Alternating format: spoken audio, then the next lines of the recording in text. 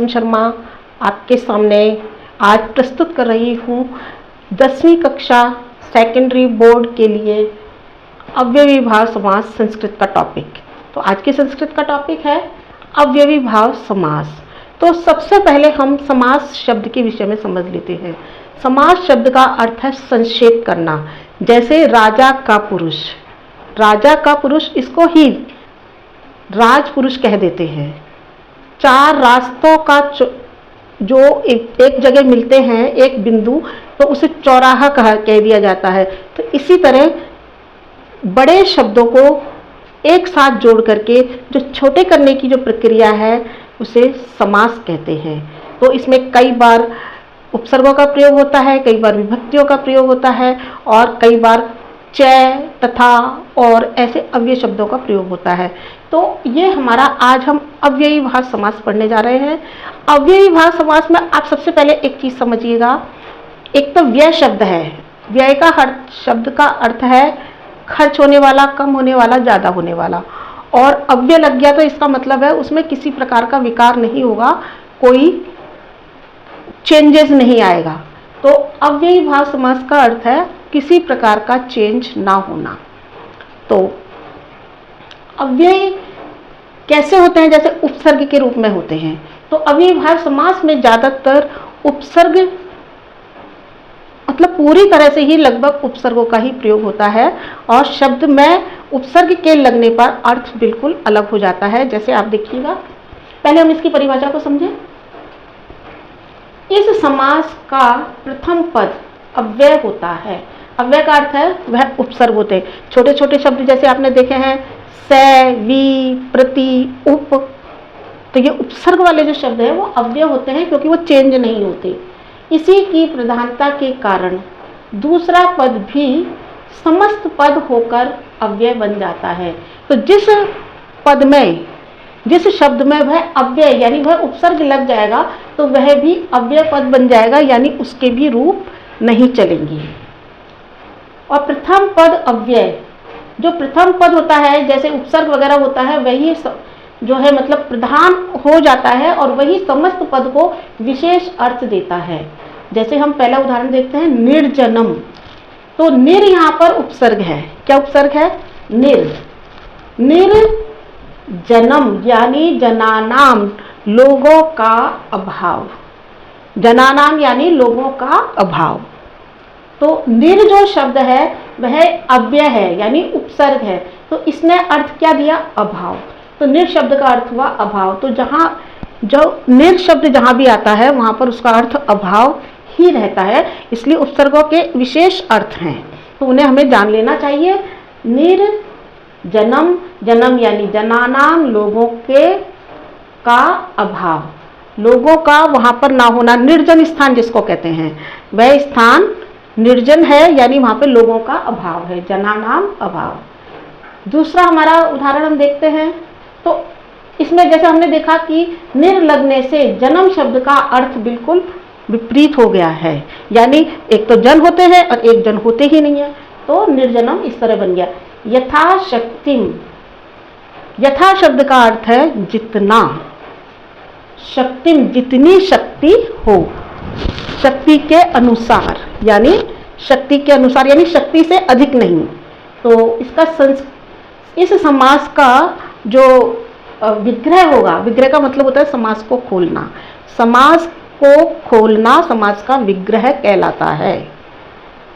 तो यथाशक्ति, जितनी शक्ति है यानी शक्ति के अनुसार। जैसे मैं यथाशक्ति काम करती हूँ, वह यथाशक्ति काम करता है, इसका मतलब वो अपनी शक्ति के अनुसार काम करता है। तो संस्कृत में जब हम विग्रह करेंगे, शक्ति अनतिक्रम्य यानी शक्ति को पार करके नहीं, जितनी शक्ति है उसके अनुसार। अनतिक्रम्य का मतलब होता है अतिक्रमण करके नहीं, मतलब शक्ति के अनुसार कर्म करना, शक्ति का अतिक्रमण नहीं। तीसरा उदाहरण देखिएगा, सचक्रम। तो स शब्द का अर्थ है सहित। तो जहां भी किसी भी शब्द में स मिले तो आप समझ लीजिएगा उसका अर्थ है सहित। सचक्रम, चक्र के सहित। हिंदी का विग्रह होगा चक्र के सहित और संस्कृत का विग्रह होगा चक्रेण सहितम। चक्रेण सहितम, चक्र के सहित, चक्र के सहित, चक्रेण सहितम, प्रतिग्रहम। अब एक एक घर में गया, वह एक एक घर में गया, एक एक घर की जगह क्या कह दिया, प्रतिग्रह है, वह प्रतिग्रह गया। तो एक एक के अर्थ में, प्रत्येक के अर्थ में प्रति शब्द उपसर्ग का प्रयोग होता है।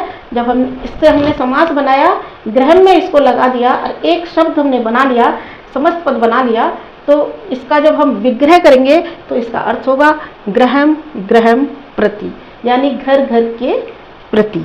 तो ये आपके, ये 4 आपके उदाहरण है जो मैं आपको समझा रही हूँ। आगे मैंने और भी उदाहरण दिए हैं, आप देखिएगा। उपग्रामम, उपसर्ग का अर्थ है समीप के अर्थ में। उपग्रामम का अर्थ हुआ ग्रामस्य समीपम, गांव के समीपे। उपग्रामम का जो हुआ ग्रामस्य समीपे, यानी गांव के पास में। सप्तमी विभक्ति आ रही है, समीपे यानी पास में। अनुरथम, अनुरथम, अनु का अर्थ है पीछे चलने के अर्थ में। जैसे कहते हैं अनुसरण करो, तो अनु का अर्थ यानी पीछे चलो, यानी उसकी किसी की बातों को फॉलो करो, उनकी शिक्षाओं को मानो। तो अनुरथम, अब रथ के पीछे लगा है तो पीछे के अर्थ में किस तरह अर्थ आएगा, रथस्य पश्चात, रथ के बाद में, रथस्य पश्चात, रथ के बाद में। अब है निर्मक्षिकम, मक्षिकम शब्द का अर्थ होता है मक्खी, मक्खी जहां पर ना हो, निर्मक्षिकम। निर अभाव के अर्थ में निर शब्द का प्रयोग हुआ है, तो रे जो आधा रे हलंत वाला है वो यहाँ पर हमें दिखाई दे रहा है इसमें। तो निर यानी अभाव, किसका अभाव, मक्खियों का अभाव, मक्खियों का जहाँ अभाव हो उसको निर्मक्षिकम जब बोलेंगे उस स्थान को। तो मक्षिका नाम अभाव है, मक्षिका नाम अभाव है, मक्खियों का जहाँ पर अभाव हो। समलेन, ये जो पद है आपके शुचि पर्यावरणम नामक पाठ में आया है, समलेन यानी दूषित। तो साथ के अर्थ में, जैसे हमने पिछले में देखा था, साथ के अर्थ में कोई भी चीज साथ में होगी तो स लगेगा। तो मलेन सहितम, मलेन सहितम, स मलेन, तो इसका अर्थ निकला गंदगी। निर्विघ्नम, विघ्नम यानी परेशानियां, विघ्न बाधा, तो विघ्न बाधा, निर का अर्थ निकलता है अभाव, जहां पर इस चीज का अभाव हो, हमने निर्मक्षिकम में देखा इसको, निर अभाव। विघ्ना नाम अभाव है, विघ्ना नाम अभाव है, यानी विघ्नों का अभाव जहां पर हो गया है। उपगंगम, उपगंगम, उप है समीप के अर्थ में, उप उपसर्ग का प्रयोग हुआ है समीप के अर्थ में, यानी गंगा के समीप। तो संस्कृत बनी गंगा यहाँ समीपे, गंगा के पास में, गंगा यहाँ समीपे, गंगा के पास में। ये इनके विग्रह हैं, इस तरह से विग्रह करने को आते हैं एग्जाम में। अनु विष्णुम, तो अनु का हमने देखा था पीछे चलने के अर्थ में, पीछे चलने के अर्थ में हमने अनु का अर्थ देखा था। तो अनुपसर्ग का अर्थ हुआ पीछे, तो जहां भी अनु लगेगा वहां पर अर्थ होगा पीछे। अनु विष्णुम, तो विष्णु पश्चात, विष्णु के बाद, विष्णु के बाद, जैसे विष्णु के बाद शंकर आए, तो विष्णु पश्चात, विष्णु पश्चात, विष्णु के बाद। तो ये आपका अव्ययीभाव समास है, आप इसे पुनः पुनः दोहराइए। ये उदाहरण तो बहुत हो सकते हैं, पर लेकिन जहाँ भी इस तरह के अव्यय आपको मिले, उपसर्ग आपको मिले, तो उनका अर्थ हमें समझते हुए उसका हमें समास का विग्रह करना है, और हमें इसके लिए बहुत अच्छे से अभ्यास भी करना है। तो कभी प्रैक्टिस डे भी रखेंगे, ठीक है, बने रहिए मेरे साथ। अगले वीडियो में हम लेंगे एक दूसरा नया समास। मैं समझती हूँ आपको समास का टॉपिक बिल्कुल क्लियर हो जाना चाहिए। Thank you for watching video. मैं आपसे रिक्वेस्ट करती हूँ कि मेरे साथ बने रहें और इसको लाइक, सब्सक्राइब, शेयर करें, ताकि सभी लोगों का फ़ायदा ज़्यादा से ज़्यादा हो सके।